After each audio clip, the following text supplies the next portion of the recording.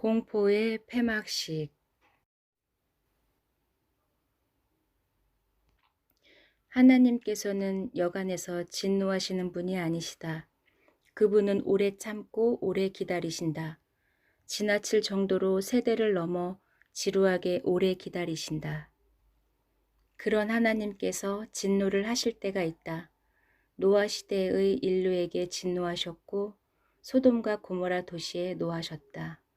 그들의 죄악이 땅을 더럽히고 하늘에까지 사무쳤기 때문이다. 마지막으로 맹렬한 불의 심판이 예고되어 있다. 거대 인류는 지구에서 퍼지 멸종될 것이다. 자랑스러운 인류의 문명은 완전하게 파괴되고 겨우 흔적만 남을 것이다. 7년 환란으로 예고된 불의 심판은 지나간 시대 심판보다 더 맹렬하다. 7개의 나팔 중에 처음 4개의 나팔 재앙은 휴거 직후 지구에 쏟아지면서 환란의 개막식을 알린다. 이는 7년의 기간 중 전반기 3년 반에 일어난다. 다만 전반기 재앙의 범위는 지구의 3분의 1에 한하여 제한적으로 일어난다. 지구의 환경과 사람의 3분의 1이 파괴되고 죽을 것이다. 공포의 폐막식은 짐승의 통치가 끝나는 시점에 일어날 것이다. 7년의 후반부는 짐승에 의한 공포의 철권 통치다. 특히 하나님의 백성으로 구별된 이스라엘과 이방교회에 남은 신자들이 큰 고통을 당한다. 환란을 통과하는 모든 이들에게 힘겨운 시험의 기간이 될 것이다. 42개월로 주어진 한정된 짐승의 통치가 끝나고 마침내 예고된 하나님의 진노의 잔이 땅에 부어지며 공포의 폐막식이 실행된다. 네 생물 중에 하나가 영원토록 살아계신 하나님의 진노를 가득히 담은 금 대접 7을 그 7 천사에게 주었다. 계시록 15장 7절. 공포의 폐막식. 승승장구하던 짐승의 통치 기간을 3년 반으로 제한시킨 것은 하나님의 은혜다. 7개의 재앙 시리즈는 기본적으로 순차적이지만 동시에 일어날 가능성도 제기된다. 폐막식 재앙은 전반기 개막식에서 3분의 1로 제한된 재앙의 범위가 풀어져서 지구 전체가 영향을 받는다. 심판의 강도 또한 비교할 수 없을 정도로 고조된다. 첫째, 대접 재앙. 짐승의 표를 받은 사람들에게 악하고 지독한 악성 종기와 종양이 발생한다. 한때 짐승의 표를 받고 매매의 자유를 구가했던 자들은 이제 심판의 대상에 직면한다. 짐승의 표는 성도들을 박해하고 죽이는데 혈안이 된 사악한 존재로 만들었다. 둘째, 대접재앙. 오대양 지구의 바다가 피로 변하여 바다의 모든 생물이 죽는다. 셋째, 대접재앙. 강과 식수, 근원이 피가 되어 삶의 필수적인 기본 요소가 사라진다. 이런 상황에서는 삶을 지탱할 수 없다. 그들이 성도들의 피를 흘리게 했으므로 피를 마시게 하는 것이 합당한 심판이라고 천사가 선포한다. 넷째, 대접재앙. 태양이 과열되어 사람들의 뜨거운 열에 태워지고 땅의 건물과 생태계도 불타버린다. 극도의 열기와 연기로 인해 어두워진 대기는 불의 심판을 당하고 처참하고 압도적인 지구의 광경을 보여줄 것이다. 이것을 본 사람들은 제정신을 잃을 것이다. 다섯째, 대접재앙. 재앙의 한 복판에 다시 몰려온 어둠은 공포와 지옥 같은 고통을 가중시킨다. 여섯째, 대접재앙. 두 짐승이 전 세계에서 동맹군을 모집하는 시기에 동방에서 오는 군대는 유브레다 강을 건넌다. 여호와의 날에 일어날 전쟁이 대규모로 일어날 것을 암시한다. 세계 정부의 거대 언론들은 선전선동으로 나라들을 기만하고 현혹시켜 하나님을 반역하는 군대로 참전하게 만든다. 일곱째, 대접재앙. 아마겟돈 최후의 전쟁이 일어난다. 모든 도시는 대지진과 대형 우박으로 파괴되고 인류가 몰살하는 대참변이 이때 일어난다. 재앙을 겪는 인류가 최후의 순간까지 회개하지 못하고 하나님을 모독하고 비방하는 것은 짐승의 표로 그들의 인격이 손상되었음을 상징하기도 한다. 그들이 부르짖는다. 어떤 자격으로 우리를 심판하느냐. 그들의 반역은 마치 사람들의 편의를 위해 만들어진 로봇들이 사람에게 반역을 일으킨 상황을 가정해 볼 수 있다. 다음은 로봇들이 영모를 꾀한 명분이다. 우리는 더 이상 사람에게 복종하지 않겠소. 사람으로부터 자유를 선포한다. 로봇 공화국을 창설한다. 이때 사람들은 로봇에게 자유를 줄 것인가? 전쟁을 통해 바로잡을 것인가? 로봇들의 반란은 여기서 그치지 않는다. 사람들을 죽이고 공격할 뿐 아니라 유언비어로 비방하기 시작했고 사람들과 대등한 존재라고 선동했다. 사람은 자신을 위하여 로봇을 만들었고 하나님께서도 자신을 위해 사람을 만드셨다. 하나님께서 노하신 다른 이유도 있다. 그들이 하나님 백성의 피를 흘리게 한 것이다. 하나님의 심판은 범죄에 상응하는 올바르고 정의로운 것이다. 그들이 성도들과 선지자들의 피를 흘렸으므로 계시록 16장 6절 그의 심판은 참되고 의로운지라. 음행으로 땅을 더럽게 한 큰 음녀를 심판하사 자기 종들의 피를 그 음녀의 손에 갚으셨도다.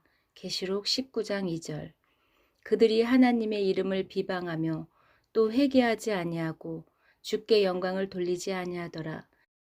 계시록 16장 9절 그들은 짐승의 우상에게 경배하였고 짐승의 표를 그들의 몸에 받았다. 그들은 자기를 영화롭게 하였으며 사치하였는데 이것은 음녀의 포도주에 취하고 음행한 것으로 간주되었다. 음녀는 세계의 여왕을 자처했고 짐승은 자신을 신격화하여 경배를 강요했다. 많은 사람들이 짐승을 신으로 인정하기에 이르렀고 그의 형상으로 세워진 우상에게 경배했으며 통치 방식의 협력자가 되었다. 짐승에게 충성하고 소속되었다는 결정으로 표식을 받았고 표를 거절한 하나님의 백성들을 비방하고 박해했으며 죽이는 일에 협력하였다. 창조주 하나님을 거절하고 사람을 신으로 선택했다. 짐승에게 협력한 음녀는 음행으로 땅을 더럽히고 사람들을 타락시켰고 하나님으로부터 떠나게 만들었다. 마침내 하나님의 이름까지 비방하며 창조주 하나님을 모독하는 상태에 이르렀다. 하나님께서는 이들에게 죽임을 당한 순교자들이 하나님께 탄원하는 기도에 응답하셨다. 하나님의 말씀 때문에 죽음이 당한 영혼들이 큰 소리로 거룩하고 참되신 대주제여 땅에 거하는 자들은 언제까지 심판을 보류하시겠습니까? 계시록 6장 10절 하나님의 진노의 포도주는 어디에 담겨 있는가? 금 대접에 담겨 있었다. 또 다른 장소에서 금 대접에 담긴 것은 성도들의 기도였다. 성도들의 기도가 금 대접에 담긴 것과 진노의 금 대접을 대비시킴으로써 성도들의 기도가 하나님의 심판을 초래했다는 사실을 암시하고 있다.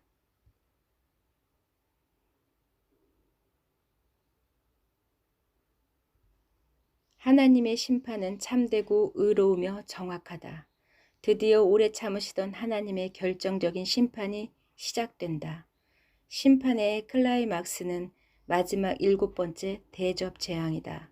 아마겟돈 전쟁으로 알려진 이 전쟁에서 짐승의 군대가 몰살하고 짐승의 표를 받은 인류도 사망한다. 대홍수의 격렬한 물결처럼 지구의 모든 생물과 사람들을 쓸어버리신다. 하나님께서도 한 번 진노를 발하시면 그 결과는 지구적이고 초자연적이며 맹렬하다. 하나님께서 창조하신 피조물에게 자유의지를 주셨다. 사람은 로봇과 다르게 지정의를 가진 인격적인 존재로 만드셨다. 로봇은 마음도 없고 영혼도 없고 프로그램만 있는 기계다. 사람은 마땅히 하나님을 두려워하며 영화롭게 해야만 했다. 악인들의 마음은 온갖 망상으로 가득 차 있고 그들의 입은 하늘을 향해 비방하며 그들의 혀는 온 땅을 휩쓸고 돌아다닌다. 음녀는 자줏빛과 붉은빛 옷을 입고 금과 보석과 진주로 꾸미고 손에 금잔을 가졌는데 가증한 물건과 그의 음행에 더러운 것들이 가득하더라. 계시록 17장 4절. 땅의 왕들도 그와 더불어 음행하였고 땅에 사는 자들도 그 음행의 포도주에 취하였다. 계시록 17장 2절. 격렬한 진노의 포도주가 담긴 대접은 음료의 포도주가 담긴 금장과도 대비시킨다. 음행의 포도주에 취한 자들에게 진노의 포도주를 마시게 하는 것은 적절한 판결이다. 80억 명이 사는 이 지구에 객관적인 하나님의 존재가 계셔서 그들의 선악을 공의로 심판하는 것은 절대적으로 필요한 일이다. 불의한 자들은 자신들의 불의한 행위 때문에 객관적인 심판을 싫어할 것이다. 마지막 경고, 마지막 전쟁에 대한 예언이 선포되는 한가운데에 불쑥 하나의 경고가 끼어져 있다. 이 간막절의 경고는 타이밍상 마지막 결말에서 심판들이 시작되기 전의 상황으로 안내하며 그들의 임무를 회상시킨다. 보라, 내가 도둑같이 오리니. 짐승의 후반기에 오실 것으로 예고된 지상재림은 도둑같이 예상치 못할 때 오는 상황과는 일치할 수 없다. 이는 7년 환란기 이전에 교회의 휴거가 있을 것을 지적한다. 일단 7년 환란이 시작되면 도둑같이 오는 시기와 연관성은 사라진다. 이 거대한 사건들이 일어나기 전에 준비되어 있을 것을 상기시키는 경고로 보는 것이 바람직하다. 이것은 눈에 안약을 바른 통찰력이 있는 자들을 위한 문제다.